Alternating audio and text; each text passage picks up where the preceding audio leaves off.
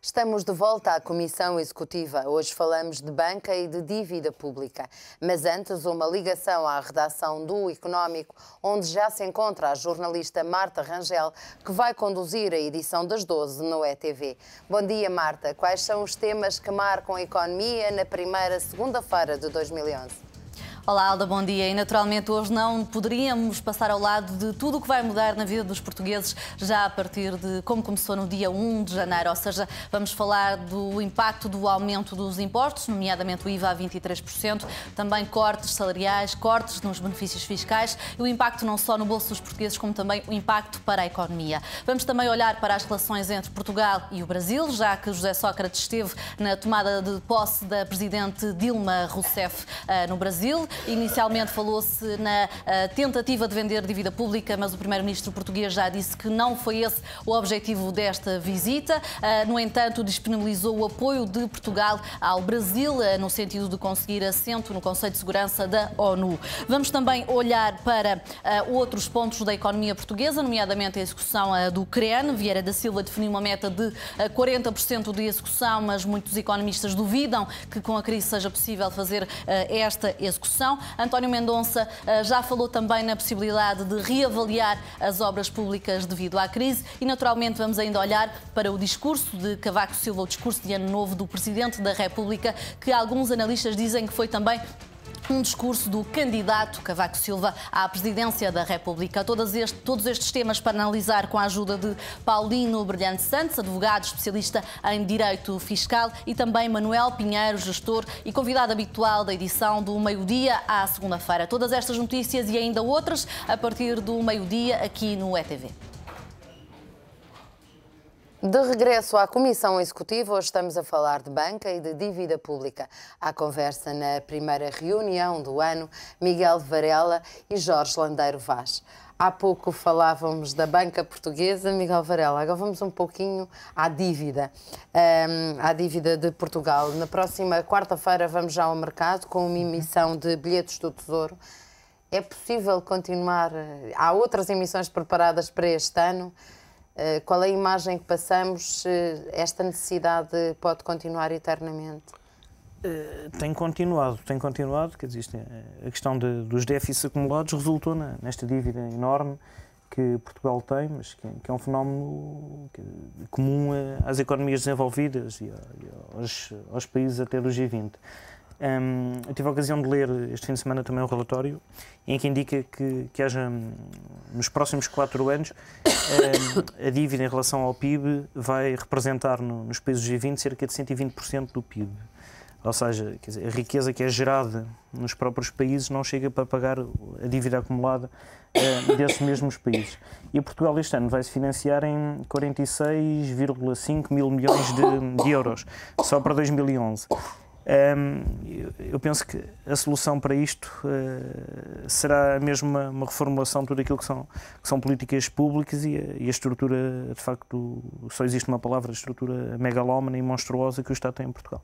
Mas, por exemplo, como é que, numa altura em que outros países, cerca de 15 esta semana, vão ao mercado em busca de mais financiamento, é possível continuar a fazer este esforço? Porque, inevitavelmente, se calhar, há menos investidores do que as necessidades de tanta dívida, de colocação de tanta dívida. Há menos investidores, mas o problema nem sequer é a quantidade dos investidores, porque eu penso que a questão do dinheiro, apesar da dificuldade da liquidez, acaba por se conseguir captar. O problema é que custo. O juro, mais uma vez, tem tendência também a aumentar e vamos pagar ainda mais pelos sucessivos déficits orçamentais que vamos acumulando. Portanto, vamos também emitir dívida e vamos pagar mais de juros por essa dívida. Jorge Landeiro Vaz, numa semana em que a Alemanha, exatamente também na quarta-feira, vai ao mercado com uma emissão de obrigações do Tesouro, é quase um desafio ainda maior para Portugal conseguir competir com aquilo que possa ser colocado na Alemanha, que está claramente melhor que nós nesta fase. Pois é, evidente que agora, este ano, são muitos bilhões de euros que vão ser colocados no mercado para financiar dívida pública. Evidentemente que vai haver concorrência. O problema está em que, de facto, isso tudo vai pressionar a subida dos juros. inevitavelmente. E as agências de rating também estão apostadas na subida dos juros. Portanto, elas estão a fazer o papel delas, que é defender inclusivamente os investidores que até participam no capital das agências de rating. Portanto, eu não estou otimista relativamente ao nível das taxas de juros. Estou otimista relativamente à subscrição de dívida pública portuguesa. Acho que vai ser colocada. A questão é que preço, não é? Depois vai ser colocada, é um preço muitíssimo alto. É difícil. É evidente que há iniciativas muito interessantes. O Banco Central Europeu tem vindo a aumentar o seu peso na compra de dívida pública soberana no mercado secundário e tem diminuído, tem ajudado a que, de facto, as taxas de juros não subam mais ainda. Mas e vai duplicar o capital. Vai duplicar o capital. E, portanto, isto é uma iniciativa muito positiva, que foi agora tomada e que não foi dado grande relevo, que é o aumento de capital do Banco Central Europeu. Aconteceu durante as festas, evidentemente, que havia coisas mais importantes do que a duplicação do capital do Banco Central Europeu. Mas isso vai permitir... qual é a sua leitura, já agora, além de considerar que é um aspecto muito importante? Ou seja, porque é que o Banco Central Europeu faz nesta altura e qual é a vantagem para 2011? Quer dizer, o Banco Central Europeu, apesar de tudo, faz atrasado, não é? É bom que faça, mas se tivesse intervido mais no mercado, não teria deixado com que os juros tivessem subido tanto. Mas aqui há agora duas forças. Há uma que puxa as taxas de juros para baixo e há outra que puxa as taxas de juros para cima. E evidentemente que a força está mais do lado dos que puxam a taxa de juros para cima, que são as agências de rating e os países a emitir. E os investidores. Exatamente, via a emissão de dívida. Exatamente, não é? Porque a emissão de dívida é de tal ordem que vai pressionar muito a subida de taxas de juros.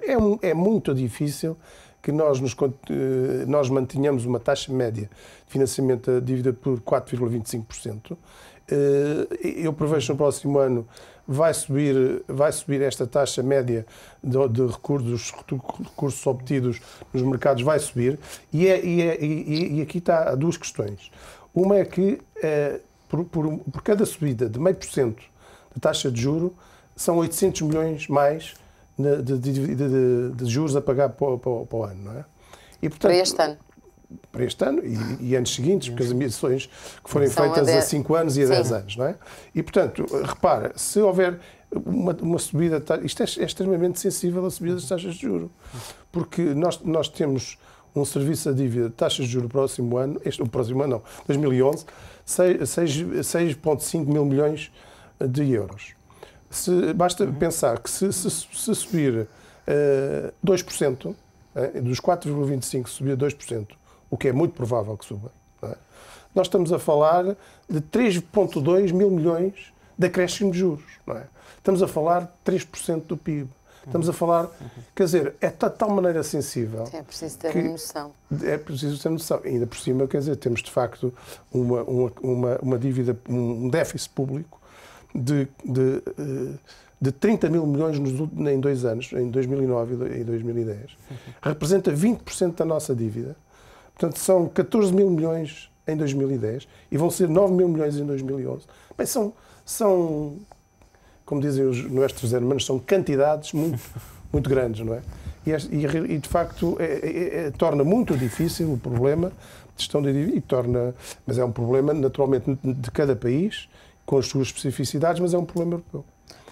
E se pensarmos que um estádio do Euro, por exemplo, do Benfica, terá custado à volta de 25 milhões de euros, para as pessoas que nos estão a ver terem uma proporção das coisas, é uma exorbitância monetária, não é? Miguel Varela, o papel das agências de rating tem sido muito penalizador de todo este processo. Tem sido, mas as agências de rating limitam-se também a fazer o seu papel, não é? A tentar analisar e fazer um diagnóstico do risco para os investidores quando querem adquirir a dívida de qualquer país. E, de facto, temos esse problema de risco, não é? De algum risco, apesar do rating não ser assim uma coisa muito dramática, mas, de qualquer maneira, tem vindo a baixar e com riscos até de insolvência de algumas economias europeias, não é? Portanto, é também arriscado investir na dívida.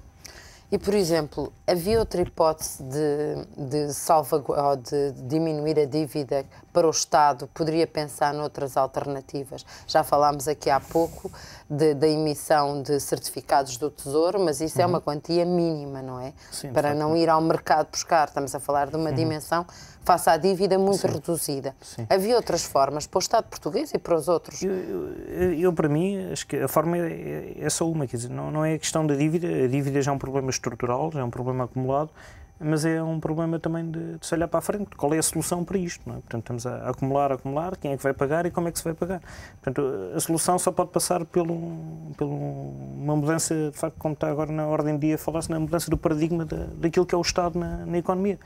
Portanto, o que é que representa, de facto, o setor público, o que é que deve representar, não só a nível português, mas a nível de toda a Europa, todos os parceiros, tem que ser realmente debatido. A questão também do Estado Social, o que é que queremos dele, não é? O que é que queremos da intervenção do Estado na economia, o que é que queremos da regulação do Estado na economia.